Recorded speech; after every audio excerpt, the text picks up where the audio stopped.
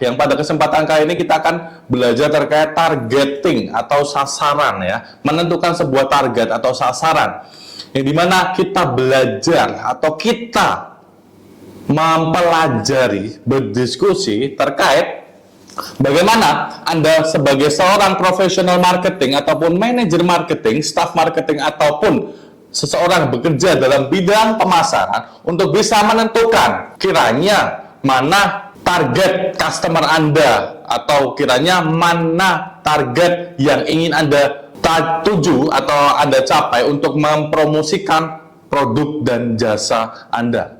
Tahapan kedua setelah segmentasi adalah targeting, merupakan model segmenting, targeting untuk menentukan sebuah segmen yang menjadi target pemasaran. Jadi segmentasi dan targeting itu ada hubungan, memiliki hubungan satu sama lain. Untuk melakukan langkah ini, Anda harus berpikir secara realistis, karena tidak seluruh warga negara Indonesia merupakan target perusahaan Anda atau target pasar Anda. Anda harus bisa betul-betul memilah dan memilih yang mana kiranya merupakan target pasar Anda ataupun yang bukan target pasar Anda. Selain realistis, Anda juga harus berpikir secara kritis.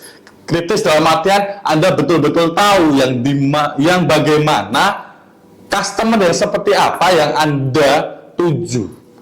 Customer yang memiliki kebutuhan seperti apa yang ingin Anda capai. Kemudian target penjualan apa atau bagaimana target Anda yang ingin Anda capai, yang ingin Anda tuju. Dan Anda pun juga harus mengevaluasi potensi dan daya tarik dari segi komersial pada masing-masing segmen yang telah dikelompokkan sebelumnya.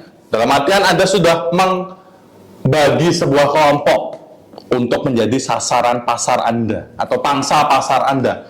Setelah itu Anda bisa mentarget siapa saja dalam kelompok tersebut yang ingin Anda capai. Pasar mana yang ingin Anda tuju? Customer yang mana yang ingin Anda ajak negosiasi atau ingin Anda ajak promosi? Dalam artian Anda mempromosikan produk Anda kepada calon customer yang mana. Jadi setelah segmentasi ada targeting. Dengan begitu Anda bisa melihat kesesuaian antara sumber daya yang dimiliki dengan target segmen yang diurai atau yang Anda nilai paling potensial ataupun paling yang kira-kira ini kemungkinan besar akan berdampak bagus atau berdampak baik pada produk dan jasa yang saya tawarkan.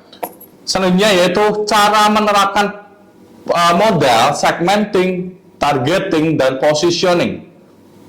Yang pertama itu segmentasi pasar ataupun targeting.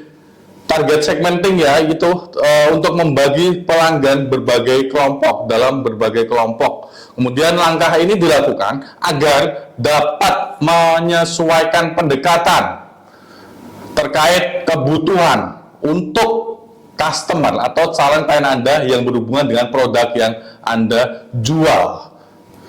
Kemudian untuk mengevaluasi dan memilih target, ada beberapa hal yang Anda perlu pertimbangkan. Terdapat beberapa hal yang perlu Anda pikirkan serta pertimbangkan. Yaitu yang pertama ada ukuran.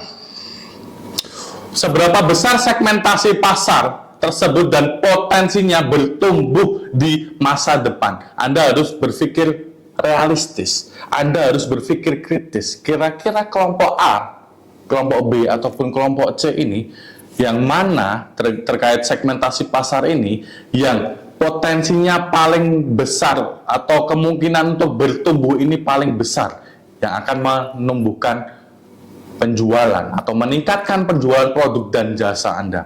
Kemudian setelah ada ukuran, Anda juga harus mempertimbangkan profitabilitas. Apa itu profitabilitas? Segmen mana yang memiliki potensi untuk menghasilkan keuntungan lebih tinggi bagi produk dan layanan Anda? Kemudian bagaimana dengan lifetime value customer di segmen tersebut? Anda juga wajib mempertimbangkan hal tersebut. kira-kira customer mana, kelompok mana, wilayah mana, atau orang yang mana yang kira-kira akan meningkatkan profit Anda, keuntungan Anda yang paling besar. Tentu Anda akan wajib untuk bisa memilah dan memilih, mengurutkan kira-kira customer yang mana, kelompok yang mana yang bisa memberikan keuntungan terbesar Anda, bagi perusahaan Anda, dan bagi target yang ingin Anda capai. Yang notabene pasti Anda lebih mengutamakan customer ataupun kelompok tertentu yang memberikan keuntungan yang besar kepada Anda, kepada perusahaan Anda. Kemudian setelah profitabilitas, kita berbicara terkait aksesibilitas. Aksesibilitas yaitu terkait seberapa mudah atau sulit bagi Anda untuk mencapai segmen target market tersebut dengan pesan pemasaran yang Anda lakukan. Selain ukuran, selain profitabilitas, teman-teman juga harus mempertimbangkan aksesibilitas. Anda menentukan sebuah kelompok yang dimana kelompok ini dekat dengan Anda bisa capai. Namun, jika ternyata yang berkaitan dengan profitabilitas atau kelompok tertentu, yaitu sebuah kelompok B atau kelompok C, ternyata memiliki atau kita dapat mengaksesnya itu lebih sulit, itu juga perlu Anda pertimbangkan. Karena akses yang sulit ataupun akses yang jauh juga memerlukan sebuah budget ya, atau pendanaan yang Anda perlu pertimbangkan supaya Anda tidak merugi. Anda bisa menentukan sebuah pasar yang memiliki profitabilitas yang besar, namun aksesnya sulit, namun aksesnya jauh, dengan memerlukan budget yang mungkin hampir sama dengan profit Anda untuk menjual produk ataupun jasa di kelompok tertentu. Nah, itu juga wajib Anda pertimbangkan. Anda berhak atau Anda wajib untuk mencapai keuntungan sebesar-besarnya, tapi Anda juga wajib memikirkan secara realistis dan secara kritis kira-kira aksesnya untuk mencapai kelompok tertentu atau pasar Anda itu sulit atau tidak, memerlukan budget berapa, kemudian apa yang diperlukan, kira-kira berapa budget yang harus dikeluarkan, itu harus teman-teman kuasai atau harus teman-teman pertimbangkan. Setelah aksesibilitas, kita berbicara terkait fokus pada manfaat. Masing-masing segmen membutuhkan manfaat yang berbeda, kebutuhan yang berbeda pada masing-masing kelompok. Anda juga harus meningkatkan ataupun Anda bisa menonjolkan manfaat beberapa kelompok atau beberapa pasar Anda pada kebutuhan tertentu. Katakanlah kelompok A memiliki kebutuhan yang berbeda dari kelompok B dan kelompok C. Nah, Anda pada kelompok A, saat Anda menawarkan produk Anda menegosiasikan produk Anda harus menonjolkan manfaat pada produk Anda terhadap kebutuhan yang ingin dicapai atau kebutuhan yang sedang dicari oleh calon klien Anda di kelompok A. Sama halnya dengan kelompok B ataupun kelompok C. Anda harus mengetahui dulu kebutuhan pada kelompok masing-masing, kemudian Anda menonjolkan manfaat produk Anda, manfaat jasa Anda terhadap kebutuhan yang ingin dicari, yang ingin dicapai oleh kelompok B ataupun kelompok C. Kemudian setelah fokus pada manfaat, kita bicara terkait perbedaan. Harus ada perbedaan terukur pada segmen. Seperti yang sebelumnya saya sampaikan terhadap manfaat, kemudian kita berbicara terkait perbedaan.